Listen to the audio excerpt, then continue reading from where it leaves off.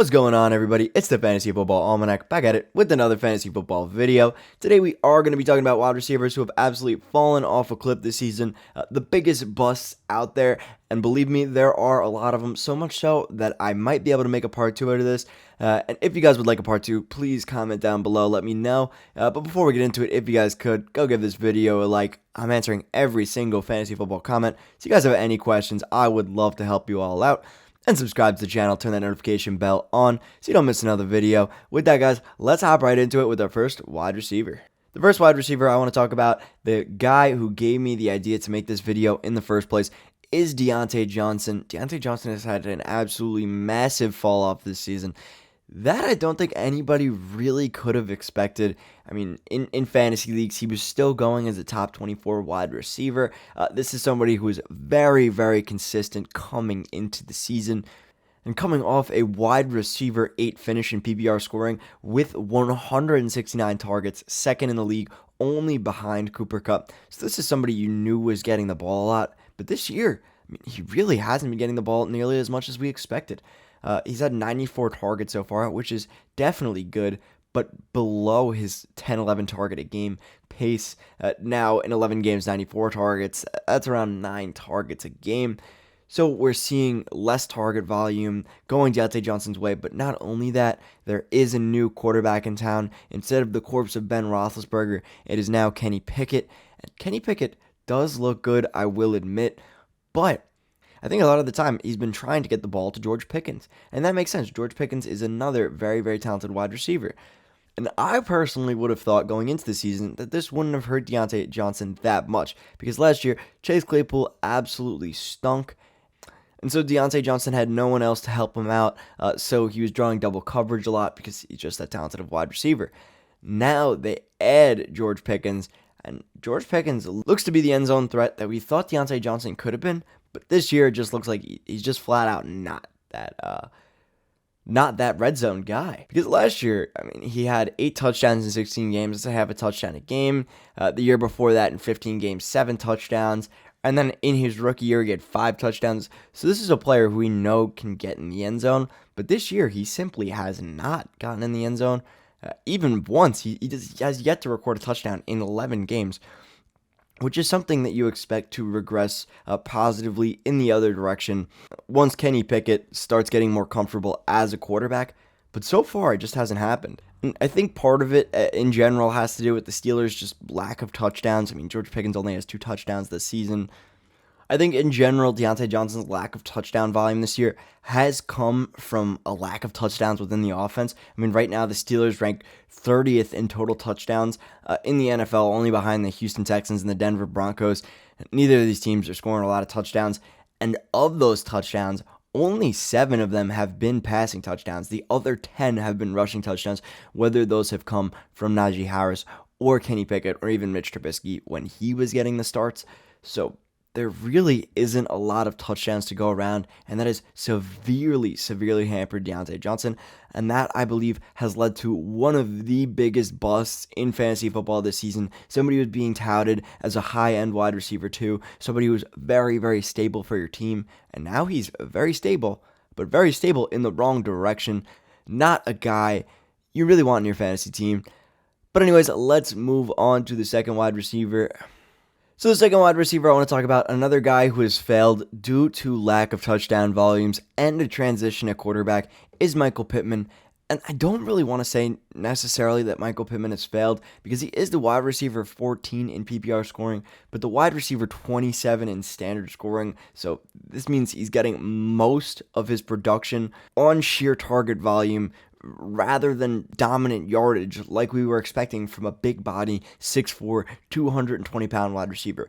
Yes, he is getting targets on targets every single game. I mean, so far he's played 11 games and had 103 targets, basically 10 targets a game, but this is somebody who's only had 2 touchdowns and only 700 yards despite having a 74 total receptions. His yards per catch is down quite significantly from 12.5 and 12.3 in his first 2 years to now 9.9. And quite frankly, I'm not really too sure why, because last year, realistically, he was also the only target. The wide receiver 2 in this offense had 150 total yards receiving last year. So now Michael Pittman has more help along the edges with a guy like Paris Campbell, with Alec Pierce, and his yards per catch is going down. You would assume he would be more efficient. That is not the case. Furthermore, he's only had 2 touchdowns this year, and I think that also speaks to the lack of offensive prowess that the Indianapolis Colts have. They're actually tied for 30th with the Steelers in terms of total touchdowns scored. Yes, more of them have been passing touchdowns. They have 11 passing touchdowns, the Pittsburgh Steelers 7, but at the same time, I mean, you're not going to be happy with 11 passing touchdowns. Because basically at that point, you're not really getting touchdowns. I mean, Travis Kelce alone has more touchdowns than the entire Colts offense has passing touchdowns. That is not a stat that can really sustain good touchdown volume from a wide receiver as talented as Michael Pittman. And I was a little low on Michael Pittman. I was worried on Michael Pittman coming into the season due to the fact that he was getting a new quarterback. Ever since Andrew Luck retired, every single Colts quarterback has been a disappointment, from Jacoby Brissett all the way now to Matt Ryan. I don't know why people thought this was going to be any different, considering Matt Ryan looked really pretty bad in his last year. He's a very old quarterback, and at the slightest hint of pressure, he panics. I mean, he just can't do it anymore. His body is too old. Naturally, because of that, we see Michael Pittman not really used as that downfield threat as we would have liked to have seen him. And that is probably why his yards per catch has gone down significantly. And while he still has been a good option, I don't think he's an all-out bust, all-out disappointment. He has not lived up to the draft ADP. People were drafting him just outside the top 10 wide receivers, drafting him to be that alpha wide receiver one that you could trust for the full season, and he simply hasn't been that. But let's move on to our next wide receiver now. And this is another big body guy with a quarterback change. I hope you guys are noticing a theme here. These big body wide receivers, and I guess just in general, wide receivers who have quarterback changes, they tend to struggle unless they are truly elite wide receiver or the quarterback is truly elite.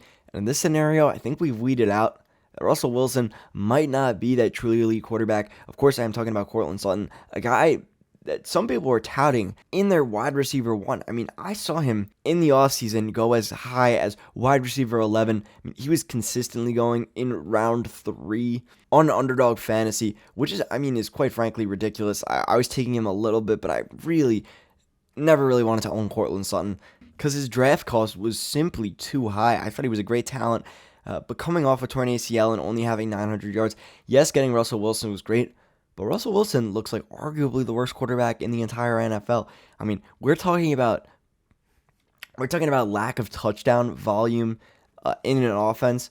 The Broncos are dead last in touchdown volume. I mean, they have 3 less total touchdowns than the Houston Texans. That is not right. That should not happen. That should never, ever, ever happen with the Russell Wilson-led team. But it has. Unfortunately, it has for all Courtland Sutton owners and even for all Jerry Jeudy owners. It just has. And this has led to Courtland Sutton have a very unproductive season from a fantasy standpoint. A guy that I think a lot of people were very, very excited on. Seeing as before his torn ACL in 2019, he did have 1,100 yards and 6 touchdowns, then tears his ACL in 2020. 2021, he never quite got his footing. Then the best quarterback of his career comes in, and Courtland Sutton looks like he's going to dominate, and then simply doesn't. It's sad to say, a very, very sad sight for all Courtland Sutton owners. Currently, he's the wide receiver 30 in PPR scoring, despite playing every single game he could have thus far. I mean, the targets have been there, too. That's the saddest part. 8 targets, 7 targets, 11 targets in his last 3 games. I mean, 88 total targets in 11 games for a guy that's a big body wide receiver, not really known as somebody who's going to get dominant levels of target volume. And yet Courtland Sutton has been all but a bust for fantasy managers. I mean, again, he has 1 touchdown this year. All these wide receivers I've talked about have just been absolutely awful in the touchdown department, and Courtland Sutton is no exception. I mean, all of these guys have just simply not been able to get it done in the end zone. And I think a lot of that, just as a general analysis, has to do with quarterback change. I mean, all of these guys had quarterback changes, some of them better, some of them worse. I think my main takeaway so far is the fact that it's very, very risky to change quarterbacks, and sometimes it may work out.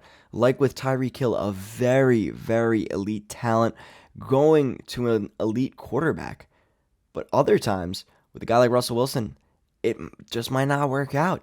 But anyways, let's move on to our next wide receiver, another guy who has changed quarterback, but this time to the best quarterback in the NFL. Of course, I'm talking about Juju Smith-Schuster. And this one kind of feels like a bit of a cop-out just because I know he was not really all that great last season. But last season, he did have an injury that derailed pretty much his entire season. And the year before that, he was the wide receiver 17 in PPR with 130 targets and 9 touchdowns. And he was only 24 years old at the time he did that. And in 2018, his second season, 1,400 yards on 166 targets.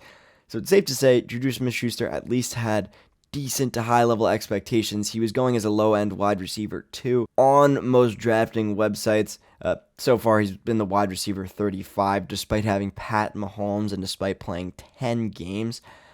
This season, he has just not looked good. I hate to say it, he has not looked good at all. And again, this is a guy who has been getting targets. Before having games derailed with an injury, he was on pace for around 8 or 9 targets a game. So it's sad to see that he really wasn't able to do much with it. Again, despite having arguably, not even arguably, the best quarterback in the entire NFL. Juju Smith-Schuster has had one unreal season and one good season for fantasy. So fantasy managers were really expecting more from a guy like this. But only 2 touchdowns in an offense where he is the wide receiver 1, which honestly doesn't even mean much anyways because MVS is behind him, Justin Watson's behind him, Sky Moore. None of these guys are guys you're really very enthusiastic about, aside from maybe Sky Moore. But Travis Kelce's the main tight end. But other than that, you would expect at least one wide receiver to get dominant volume in this offense, and Juju Smith-Schuster simply hasn't. I think it's a testament to how fluky Juju Smith-Schuster's 2018 season was, and I hate to say it because, that season was absolutely ridiculous, but at this point, it just doesn't seem repeatable, and I think it's really pretty safe to say that Juju Smith-Schuster was a bust this season. The last wide receiver I want to talk about, a guy that had supreme hype, and for somewhat good reason, it makes sense, but definitely did not deliver on that hype. I'm talking about Gabe Davis. Gabe Davis, the first 2 years of his career, the wide receiver 57 in PPR scoring, and the wide receiver 57 in PPR scoring. No, that is not a typo. 2020 and 2021, he was the wide receiver 57 both times with 35 receptions in both seasons. In 2020, he had 7 touchdowns. In 2021, he had 6 touchdowns. So the main reason people were excited about Gabe Davis is that he was a touchdown monster. He was an absolute touchdown machine. 13 touchdowns in his first 2 seasons, despite only having 500 yards a season. That is really, really promising, really, really exciting. Furthermore, he's in an offense with Josh Allen, arguably the most successful fantasy quarterback in all of football. I really can't think of anyone else that produces more great fantasy options. So Gabe Davis coming into this season, people were really expecting him to succeed. They were drafting him as a middle-of-the-pack wide receiver 2. And quite frankly, he's not delivered on that. Wide receiver 28 in PPR scoring despite 5 touchdowns and despite a game in which he dropped 30 fantasy points. Because besides that game, he really hasn't been productive this season. Yes, he's had some weeks, but he's also had some weeks where he's dropped you 4 points, 1 point, 5 points. And you can't have that on a consistent basis. He is too inconsistent for you to have in your fantasy lineup and trust him with any sort of regularity. And I think that's why I consider him a bust. If you can't trust a wide receiver who, yes, is going to get deep bombs occasionally and going to win you a week occasionally, but 4 out of 5 weeks he's going to lose you a week, I can't consider that a good player, even if he is the wide receiver 28 in PPR scoring, because 1, that's not what you drafted him to do, and 2, he's getting it all in one game showings. I think the worst part about Gabe Davis is he led us all on during that Chiefs-Bills divisional game, arguably the most entertaining game of all time, in which Gabe Davis had 4 total touchdowns. He looked like a cornerstone of the offense, and this year, he simply hasn't. Diggs has looked just as good, if not better, and Gabe Davis has not looked any better than in previous seasons, despite now being the sole wide receiver 2 in this offense. Even as Isaiah McKenzie has arguably been more consistent than Gabe Davis, and Isaiah McKenzie was going rounds upon rounds later with nowhere near the level of hype Gabe Davis was getting in the offseason. So that's why I consider Gabe Davis a bust, going from middle of the pack wide receiver 2 2, I mean, pretty much a low-end wide receiver 3 at this point. But anyways, guys, I hope you did enjoy the video. If you did, go give this video a like. Again, I have more than enough players to make a part 2 of this. So if you guys want me to make a part 2, please let me know down below.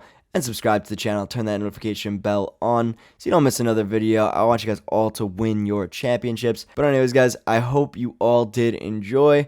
And as always, have a good day, a good night, and a good life.